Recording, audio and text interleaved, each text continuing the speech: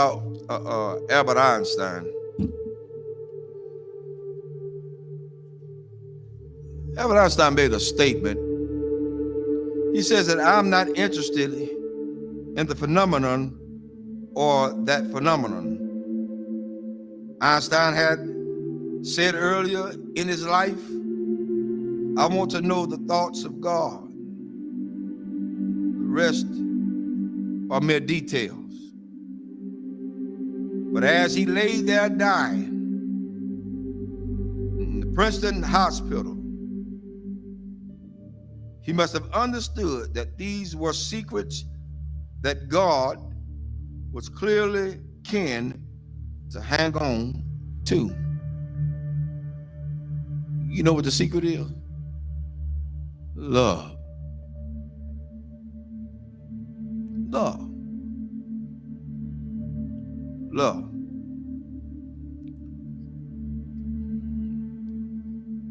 I'm going to share something tonight with everybody, and hopefully it'll hit close to home. To understand the mind of God is to understand the power of love. God is love. 1 John 4:8 says that God is love. Without love, there would be no forgiveness. Without love, there would be no structure. Without love, there would be no mercy. Without love, there would be no kindness. Without love, everything else would go completely out the window. I learned this week. Took some people to let me know that I was still hurting. And I'm gonna let everybody know tonight. This is my reality. Not to slight anybody. A lot of things that I know I hadn't always done right, hadn't been right. But I had an incident this week to wake me up real good. At certain points, we can give our children what we didn't have so much until we forget about teaching them structure. This week, I learned at some point you won't be respected.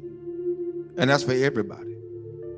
You're not going to be respected because they feel the way they feel. They're emotionalized. They're emotional creatures. Therefore, they don't know. But I did the one thing I thought that I would never do. Turn and walk. That's where I was. But I found out that I had a whole halo of hurt that I'd never been released from.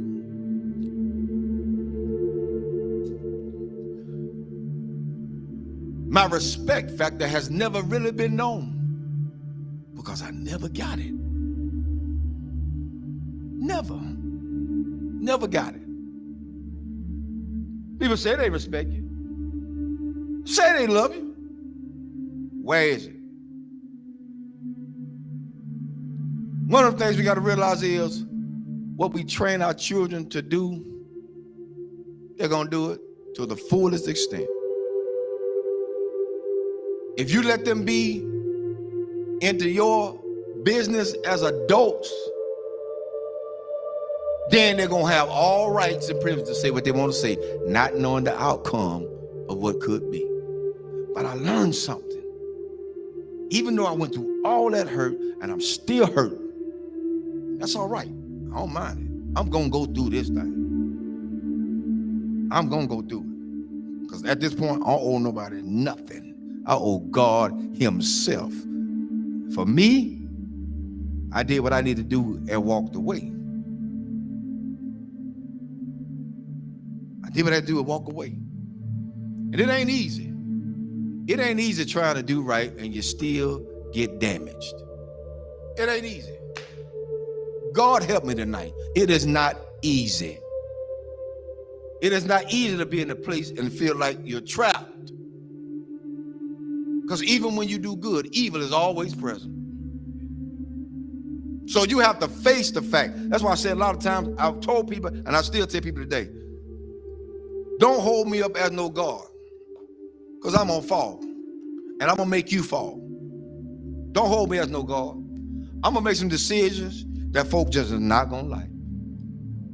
I'm going to turn over some chairs and some tables that people are not going to even be able to imagine that, whoa, the Reverend did that. Oh, yes, because I'm human. I'm human. I'm human. One thing I learned from all this is that you don't have to stay where you're not welcome. Thirdly, I ain't studying nothing nobody say. I came in this world alone. I'm gonna die alone. So you got to stand for yourself. I'm teaching my children that now, and I'm teaching them that from a distance right now. Because what could have happened didn't. And I love all of them. I love everybody. I love everybody. But there comes a point in your life you got to let go. You got to let go. How long do you have to put up with a lot of stuff? You did your part. You did what you can do. Now it's time to let them go. A lot of parents out there suffering now, and I'm telling all parents out there now, you done did all you could with your child. They're in their adulthood. They think they know it all. They done seen the world. They got more sense than you. Let them go. Release them in the Lord's hand. If you get in the way, you get in the way of God's hand. Get out the way. Because whatever God got for them, that's what he's going to get. Well, that's how it is. Children shouldn't be involved in the parents' business. Amen. I'll say it again. Children should not be involved in their parents' business. Whatever go on between those two, that's their problem. Not the children. But the children are affected by it. But guess what? It's up to those parents to sit the children down and talk to them together, not apart. Together. Together. You want to stop a whole lot of confusion? Talk about it together. You don't want to break down the communication? Talk about it together. At this point for me going forward, that's what we're going to do. And if they can't do that,